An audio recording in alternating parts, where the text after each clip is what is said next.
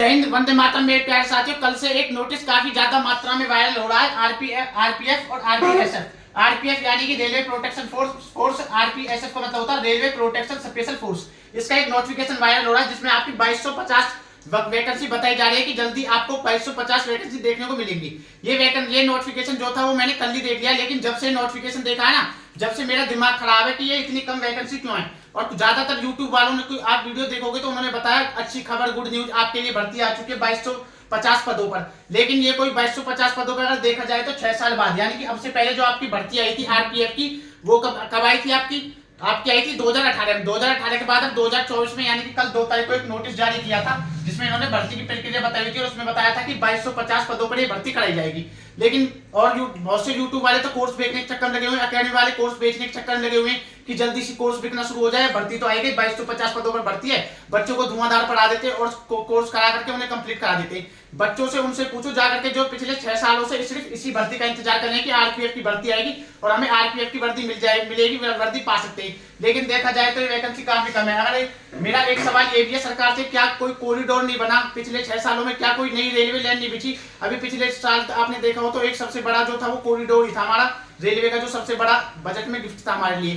क्या वो कॉरिडोर नहीं बना? क्या रिटायरमेंट, अगर हम रिटायरमेंट की बात करते तो हर साल आपके 1000-2000 तो रिटायर हो जाते हैं आरपीएफ से।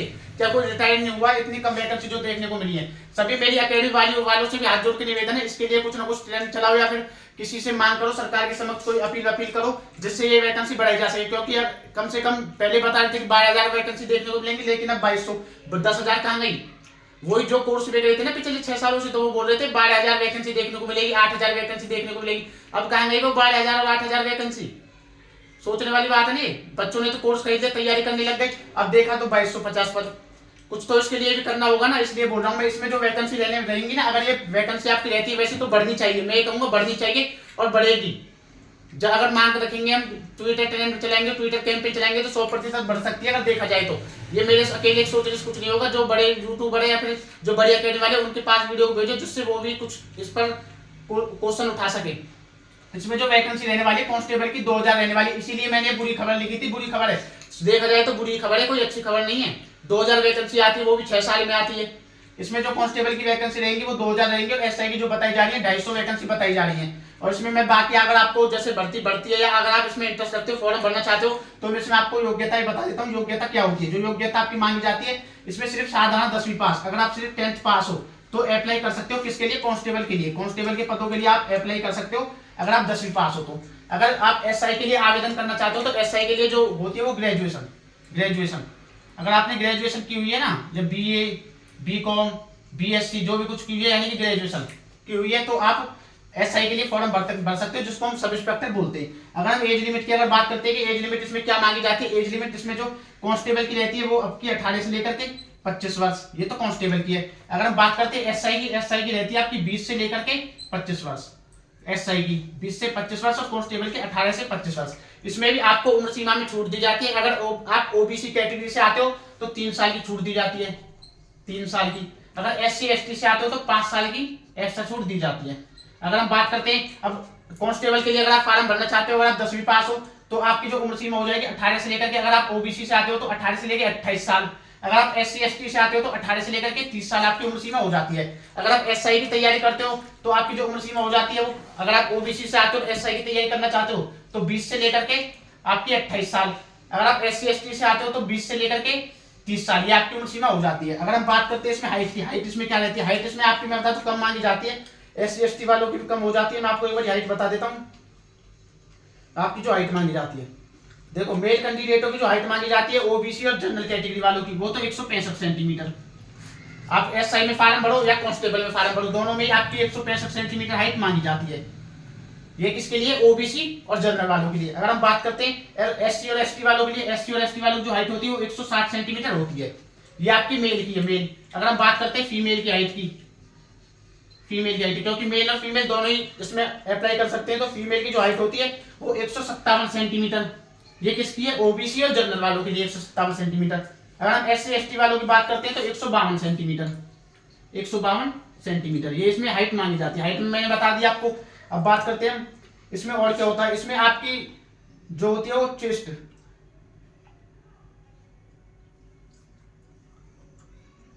हाँ, इसके बाद अब टेस्ट वगैरह जो होती है वो आपकी फिजिकल के टाइम पे हो जाएगी। अब हम बात करते हैं एग्जाम सिलेबस के बारे में। बाकी आप नोटिफिकेशन से पढ़ सकते हो, ज्यादा बताऊंगा तो वीडियो लंबी हो जाएगी, आप बोलोगे फिर आप डिस्टर्ब होते हो, इतना टाइम आपके पास होता नहीं है पूरी वीडियो देख सको।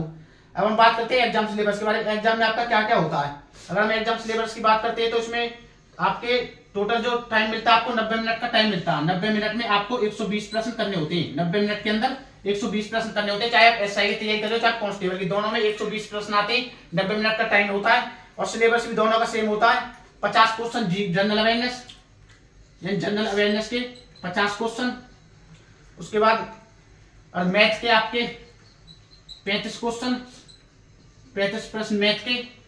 रीजनिंग के 35 प्रश्न, रीजनिंग के आपके 35 प्रश्न। ये इसका एग्जाम का सिलेबस होता है, यानी कि 35 प्रश्न मैथ के, 35 प्रश्न रीजनिंग के, 35 प्रश्न मैथ के, 50 प्रश्न आपके जनरल अवेयरनेस के। अगर आप कांस्टेबल के लिए अप्लाई करते हो तो सिर्फ आपसे 10वीं तक का सिलेबस पूछा जाएगा। जो ये क्वेश्चन आएंगे ना, जनरल अवेयरनेस भी आपसे 10वीं तक की पूछी जाएगी, मैथ भी 10वीं तक पूछी जाएगी और रीजनिंग भी आपसे 10वीं तक की पूछी जाएगी। अगर आप कांस्टेबल एसआई के लिए भरते हो, सब इंस्पेक्टर के लिए, तो ये आपसे ग्रेजुएशन लेवल का पूछा जाएगा जो सिलेबस है। लेकिन सिलेबस दोनों का सेम होता है, 120 प्रश्न होते हैं और टाइम आपका 1.5 घंटे यानी कि 90 मिनट का होता है। 120 नंबर का ही आपका पेपर होता है, 120 में से आपको नंबर मिलते हैं।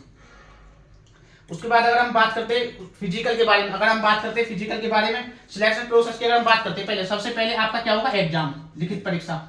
लिखित परीक्षा में मैंने आपको बता दिया, ये होगी आपकी कंप्यूटर बेस्ड एग्जाम होगी, computer based exam, CBT, online exam होगा। उसमें आपका ये जो मैंने सिलेबस बताया ये पूछा जाएगा। उसके बाद क्या होगा, मेरिट लगेगी। मेरिट लगने के बाद आपको उसके फिजिकल के लिए बुलाया जाएगा। फिजिकल में आपकी रनिंग होगी। फिजिकल में जो होगी आपकी रनिंग होगी 1600 मीटर की। अगर आप मेल कैंडिडेट हो, मेल, तो आपकी रनिंग होगी 1600 मीटर की। 1600 मीटर की कितने टाइम कितना मिलेगा आपको, 5 मिनट 45 सेकंड।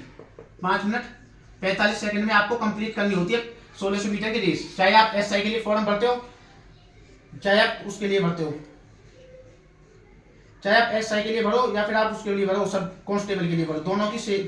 एसआई के लिए जो होती है ना, वो एसआई के लिए आपकी जो होती है 6.5 मिनट में, 6.5 मिनट में। अगर आप देखो, अगर आप कांस्टेबल से फॉर्म भरते हो तो 1600 मीटर की रेस आपको 5:45 में कंप्लीट करनी है। अगर आप एसआई के लिए भरते हो तो आपको 6.5 मिनट में कंप्लीट करनी है। ये इसके फिजिकल हो जाता है। अगर आप फीमेल कैंडिडेट हो, फीमेल कैंडिडेट हो तो आपकी 800 मीटर की रेस होती है, 800 मीटर की, जो आपको अगर आप एसआई की तैयारी करते हो तो आपको 4 मिनट में कंप्लीट करनी है। 4 मिनट में 800 मीटर की रेस। अगर आप कांस्टेबल हो, कांस्टेबल की तैयारी करते हो तो आपको 3 मिनट 40 सेकंड में कंप्लीट करनी होती है। ये सिर्फ फिजिकल प्रोसेस है। एक बार बता दूं, अगर कांस्टेबल की तैयारी करते हो तो 1600 मीटर की रेस 5:45 में। अगर आप एसआई की तैयारी करते हो तो 1600 मीटर की रेस 6.5 मिनट में। अगर फीमेल हो 800 मीटर की रेस 4 मिनट में, और वो एसआई के लिए 4 मिनट में। 800 मीटर जो रेस होती है वो एसआई के लिए 4 मिनट में और फीमेल के लिए 3 मिनट 40 सेकंड में। ये इसमें फिजिकल हो जाता है। उसके बाद फिजिकल में आपकी लॉन्ग जंप होती है 12 फीट। एसआई के लिए जो लॉन्ग जंप होती है ना, पहले बताया था मैं, लॉन्ग जंप जो एसआई के लिए होती है आपकी लॉन्ग जंप 12 फीट मेल के लिए। और high jump 3 feet 9 inch. High jump 3 feet 9 inch. ये किसके लिए, मेल के लिए, एसआई में मेल के लिए। अगर आप फीमेल की बात करते हैं, फीमेल के लिए आपकी क्या होती है, फीमेल के लिए 9 फीट है। ये एसआई के लिए फीमेल के लिए 9 फीट। हाई जंप, दो लॉन्ग जंप 9 फीट और high jump 3 feet high jump. ये इसमें मेल और फीमेल दोनों की होगी। अगर हम बात करते हैं मेल कैंडिडेट को, उसके कांस्टेबल के लिए आपकी क्या होती है, 14 फीट लॉन्ग जंप और हाई जंप आपकी 4 फीट। ये कांस्टेबल के लिए। अगर फीमेल कांस्टेबल के लिए बात करते हैं तो 9 फीट लॉन्ग जंप और 3 फीट हाई जंप। ये इसमें पूरा मैंने आपको सब कुछ बता दिया, छोटा शॉर्टकट में बताया ताकि आपकी वीडियो लंबी ना हो। लेकिन इस बात पर अवश्य ध्यान दें, इस वीडियो को ज्यादा से ज्यादा शेयर करें जितना हो सकता है आपसे। मैंने सारा प्रोसीजर बता दिया, पहले एग्जाम होता है। इस वीडियो को भी सभी साथियों के पास शेयर करें जो भी किसी 10वीं पास भर्ती के इंतजार कर रहे हैं। हमारे चैनल को सब्सक्राइब कर ले जिससे आने वाली सभी भर्तियों की जानकारी आपको मिल सके। जय हिंद, जय भारत।